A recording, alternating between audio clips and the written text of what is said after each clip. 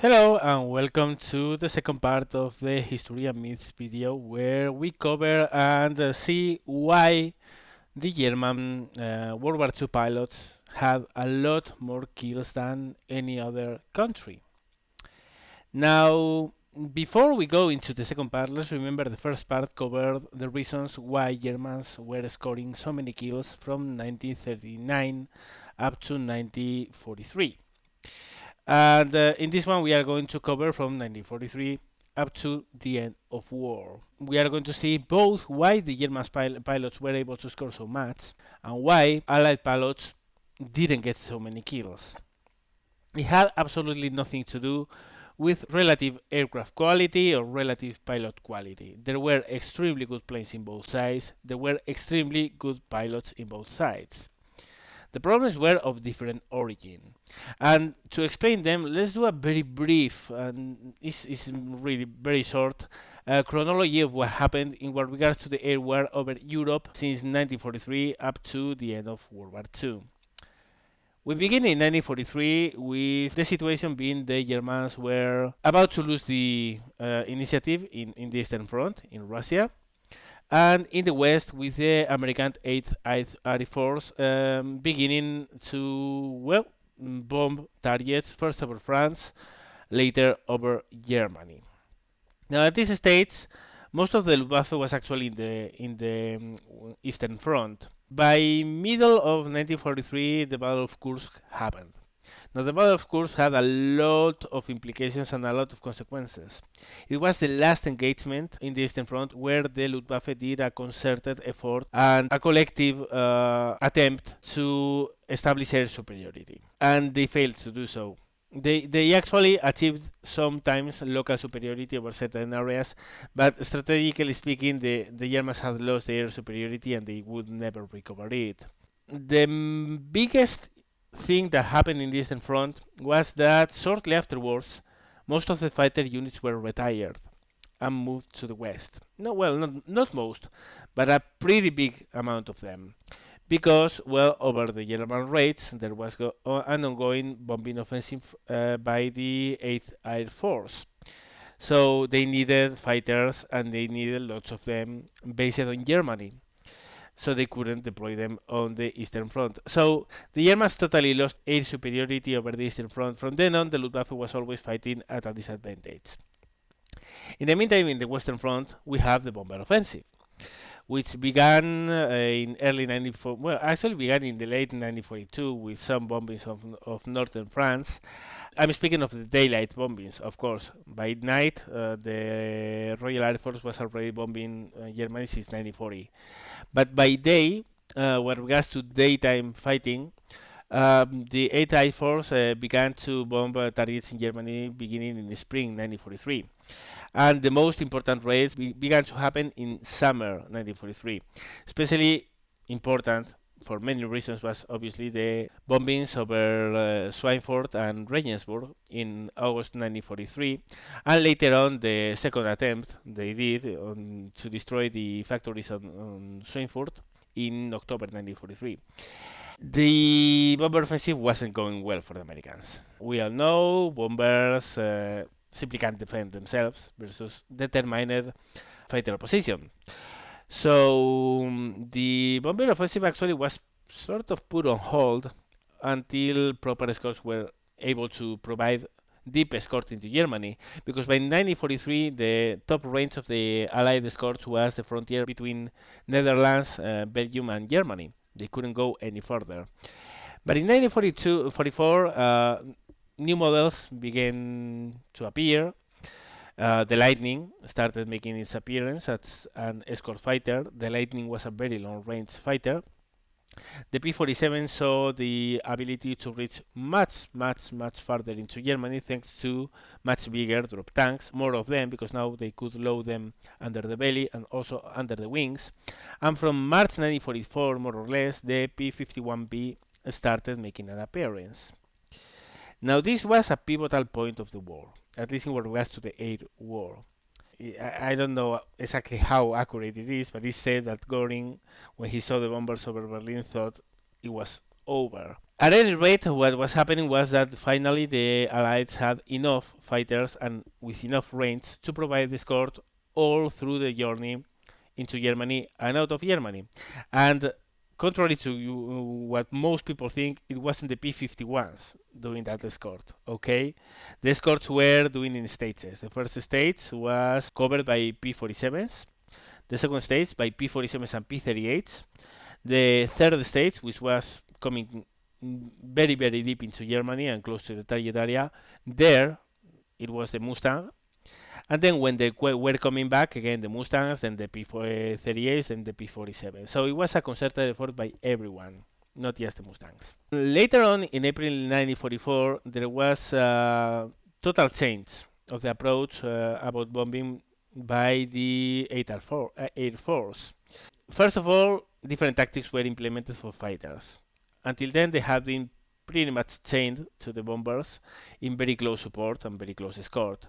From then on, it was more a case of, well, free fighter sorties. So the fighters were not chained to the bombers. They were actually providing top cover, of course, but they were also in front of the bomber formation doing sweeps, fighter sweeps, to clear the sky of German fighters. Also, the targets were changed. Until then, it had been a case of attacking mostly production-related stuff, but general production, ball bearings, as for instance in Schweinfurt, manufacturing plants, for instance, the Messerschmitt factory in Regensburg.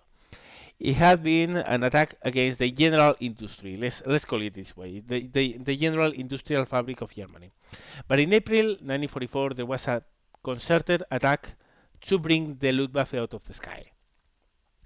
Instead of attacking ball bearing plants or factories or whatever, they specifically targeted high value targets related with aircraft production. That is, engine factories, plane factories, and especially the later oil offensive, which also hurt the Luftwaffe a lot. But during that particular, what was called the Big Week, actually, the Big Week offensive, was an operation which was targeting especially the Luftwaffe, from its ability to produce aircraft to the Luftwaffe itself, to kill as many pilots as possible, to destroy as many planes as possible. The operation was not a success in what regards to the manufacturing part, because the Germans were increasing the production of planes up to the end of the war. But it was a total success in what regards to breaking the Luftwaffe's back. That week caused a loss of hundreds of German pilots with totally impossible to replace skill. Battle hardened, with a lot of flight hours, a lot of combat hours, and they were gone. They were gone after that week because they had been either shut down, incapacitated, etc.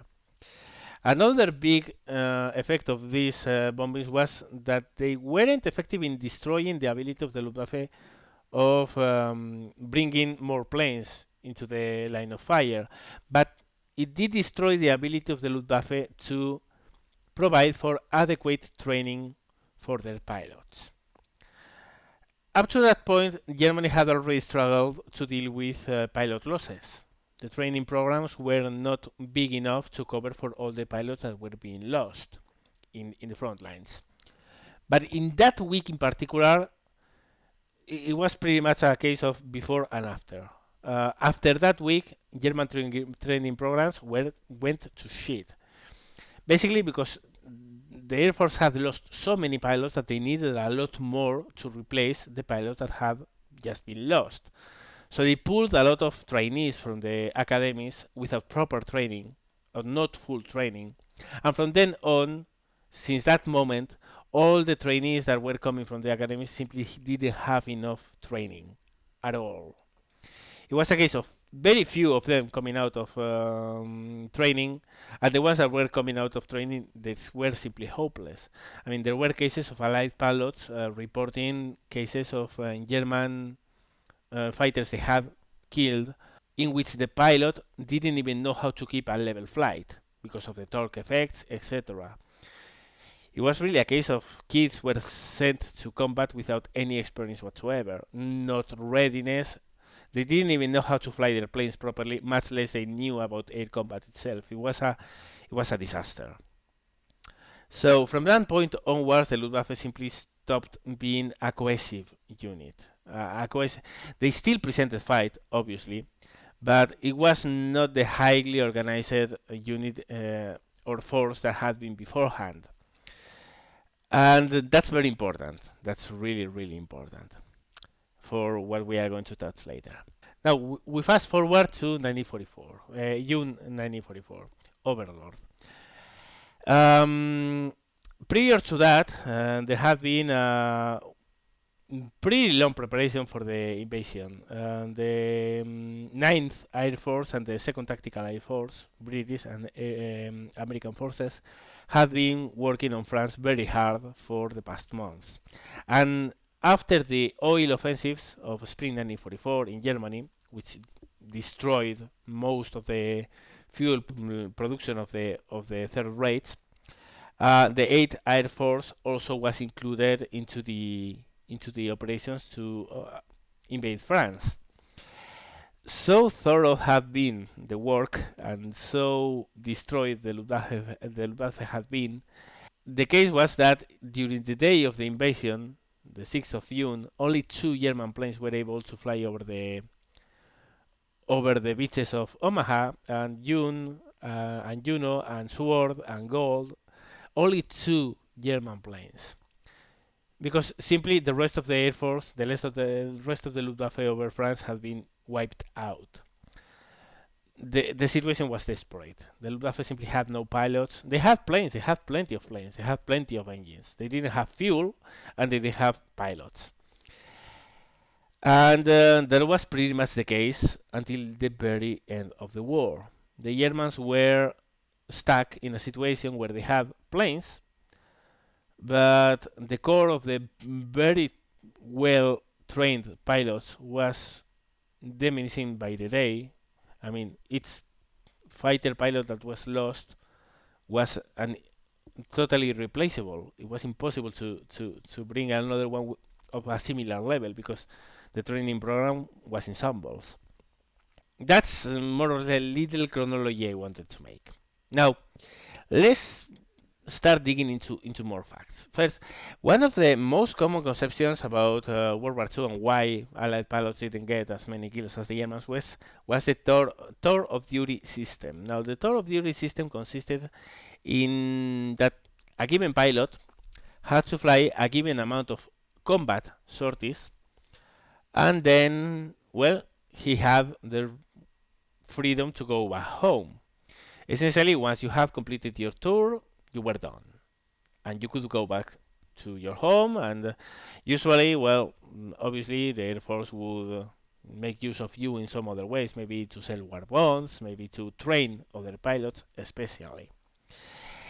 So there's this conception that maybe British or American pilots didn't get more kills because, well, after they had completed their tour of duty, they were sent to train other pilots. That's the case in some cases. That's true.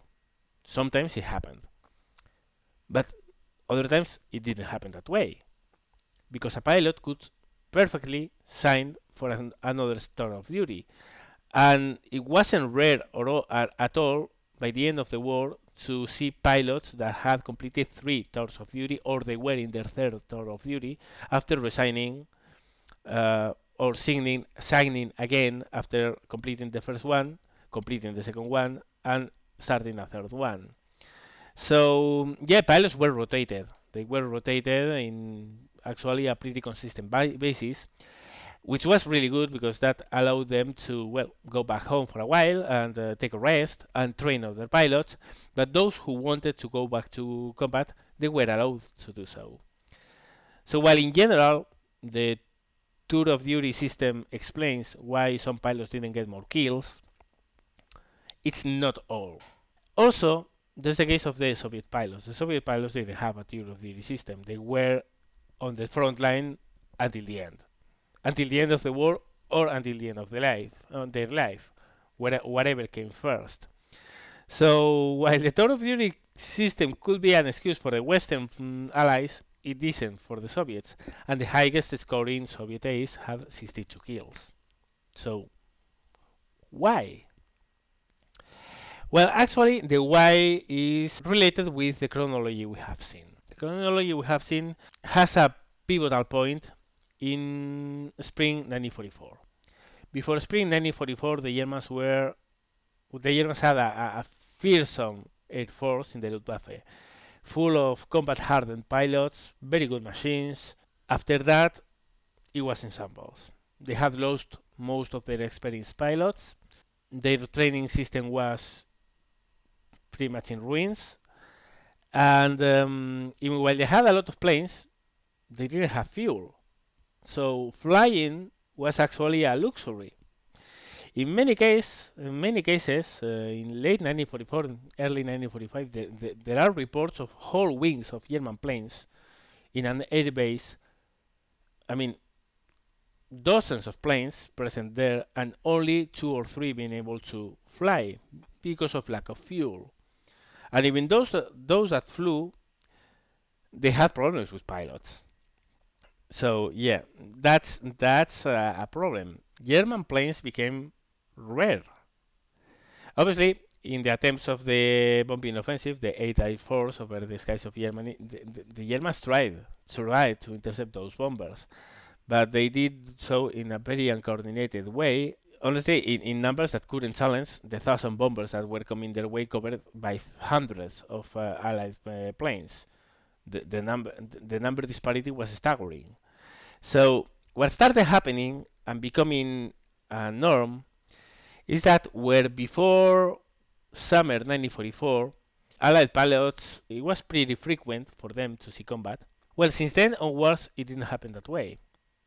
Actually, many Allied fighter pilots during World War II, didn't even see a German flight of plane during their service.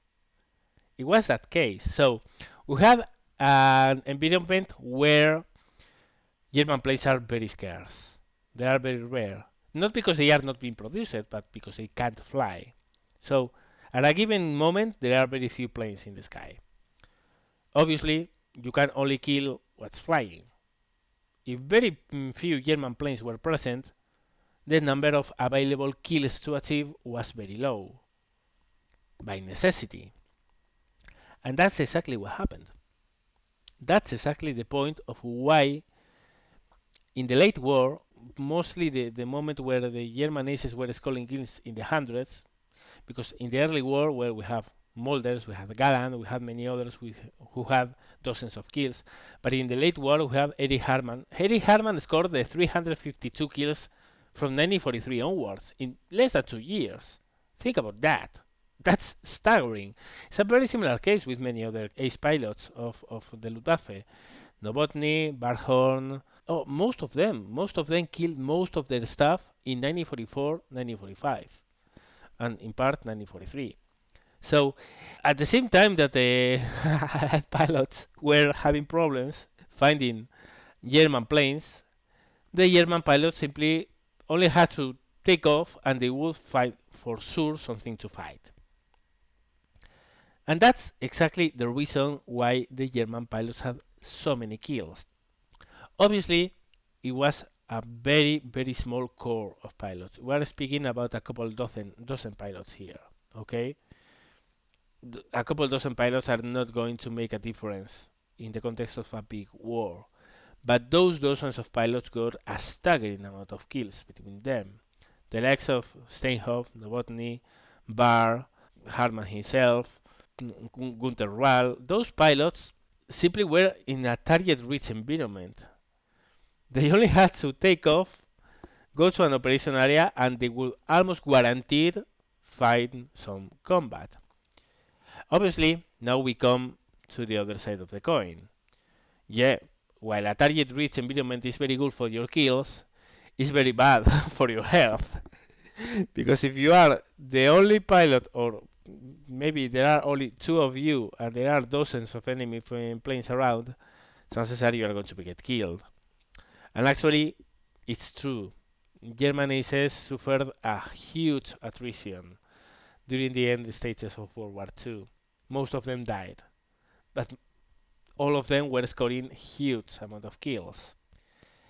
This also was possible because of, well, actually three things. First of all, those fighter pilots were absolutely excellent.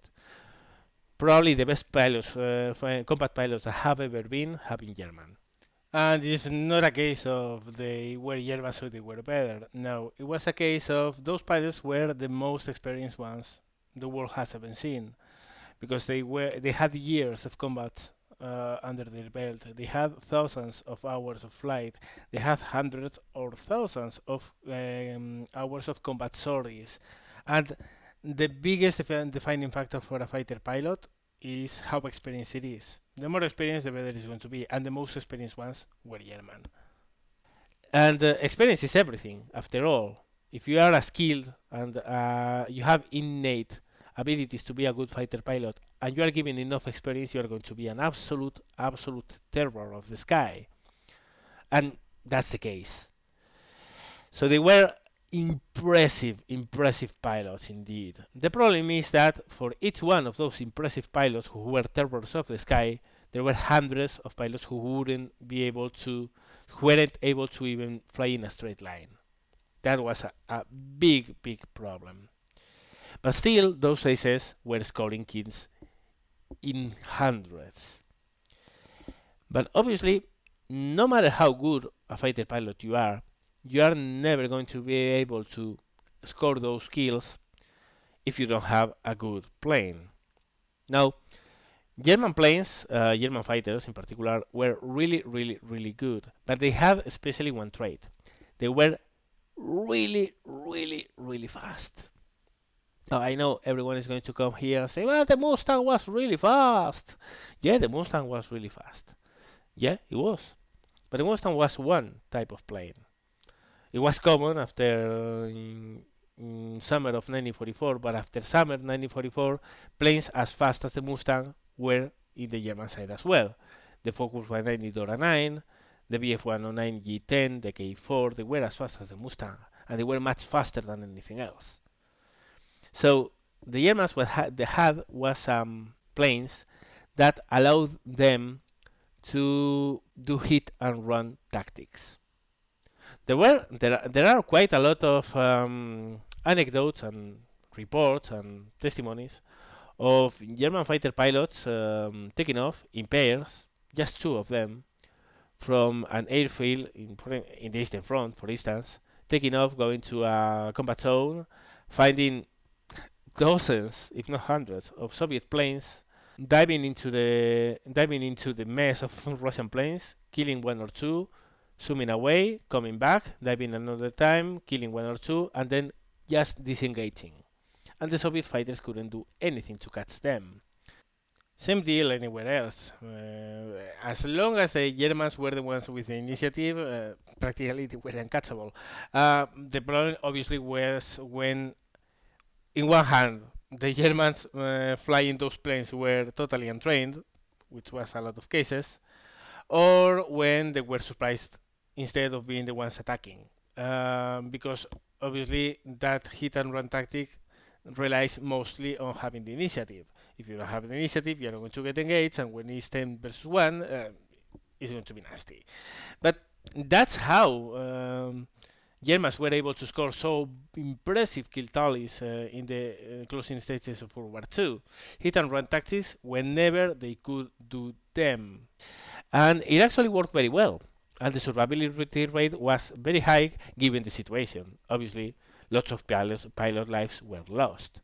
And obviously, in many cases, also, the German planes were surprised and engaged in a combat they couldn't win. But the tactic was hit and run, and it had perfect planes to do that. I'm not even going to comment on the Me-262 because there's no sense in doing that. I mean, the Messerschmitt jet fighter was very uncommon. There were a lot of them produced, around 1700, but around only 500 reached the front lines, and most of them were bombers. So yeah, but that's more or less that was the ideal plane for the German situation, because that was a plane which was uncatchable. The idea was to come in, hit hard, get out. And they were doing that with all kinds of fighters.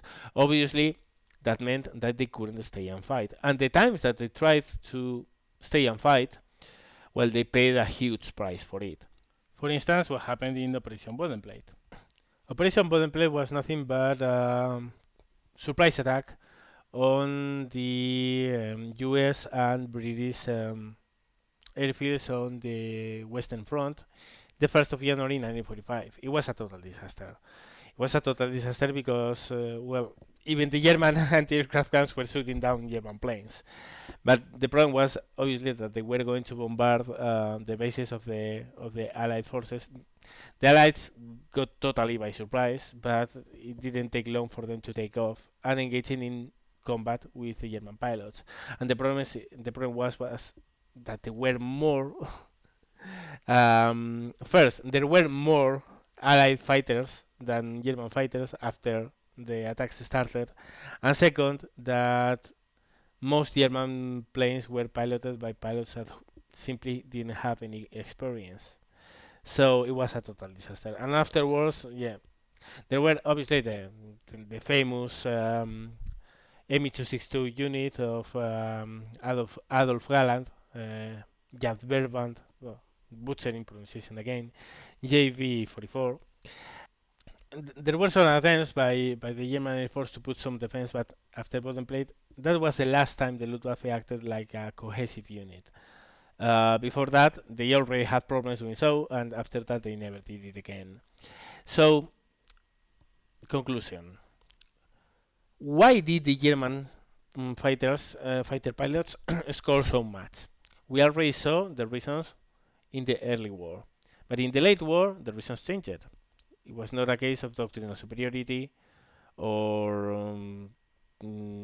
air superiority or whatever. No. It was a case of really good combat hardened pilots in extremely dense target rich environments with perfect tools for the task. Very fast planes, which allow them to do hit and run tactics. Come in, attack, get 1 kill or two, get the hell away before we are intercepted. That's how most of the German pilots scored most of their hundreds of kills in World War II. Obviously, when you have two German fighters and they are attacking a formation of 62 Soviet bombers with another 62 fighter escorts, which actually was not something rare. Well, obviously the two fighters couldn't stay, so they just came in, they attacked, came in again, attacked again, and moved away. So that's how the Germans scored so much. But why couldn't the Allies do the same? Well, simply stated, because there were not enough German planes to kill. And this is why I mentioned, and what I meant in the end of the last video, that I'm completely sure, totally sure, that Harman, had he flown for the US Air Force, or the British Air Force, or the Soviet Air Force, he wouldn't have scored the hundreds of kills he did. Because he couldn't. There were not enough German planes to kill. If just one pilot killed 300 of German planes, well, there simply would be no German planes left for many other aces to score, right? And in the same way, if we switch the tables here, I don't know, if you put Francis Gabreski in the Luftwaffe, or Bud Anderson or Johnny Johnson, or any of the Allied air aces in the Luftwaffe, I'm sure they would have scored hundreds. No doubt about it. I'm sure, because they were hell in what regards to fighter ability. They were really exceptional pilots. They simply couldn't score more because there were no more fighters to kill or German planes to kill. So there's that. Obviously, this only covers the European theater. The Pacific I'm not going to cover because it was a very different scenario, and while some factors were similar there, others not so much. And we are, after all, doing a comparison of why German pilots were able to score so much while the American, British, and Soviets weren't able to. The Japanese Air Force is not involved here at all. So yeah, I'm going to leave that for maybe another video, maybe farther down the road. But for now, we are going to leave it there. So I think we covered it all, more or less. Obviously, this is a very, very shallow look into it. I tried to compress all the information in not a very long video. There are a lot of things to speak in this. I've done some generalizations here and there, but for the most part, I think the video does its purpose, which is explaining why German aces were scoring in the hundreds while the Allied aces were not. I hope you enjoyed this video. Well, these two videos actually. I hope you learned something. And I hope that finally, the myth that somehow the Aryan race wasn't the reason why Hartmann was scoring 300 kills. No, it's not because he was German and innately superior to anyone else. No, it's because he was a hell of a pilot in situation where he could score a lot of kills. There were a lot of hell of a pilots in the other side that didn't have that chance. And actually, in many cases, the lower amount of kills the Western Allied scored, well, the Western and the Soviets scored, compares very favorably with the German aces, because Hartmann himself, for the first, I think, 6 months of his career, I think he shot down only 2 planes. In 6 months, most Western pilots had already completed their first tour of duty. So, and there were many cases of Allied pilots scoring in the 20s in their first tour of duty. So, there's that. It's not a case of they were better because they were better than were German. No, no. There were conditions that were met for those pilots to score so much. Obviously, again, they were very good pilots, but doesn't mean they were better. Simply, they scored more. Well, that's all. Thank you very much for watching, guys, and see you later.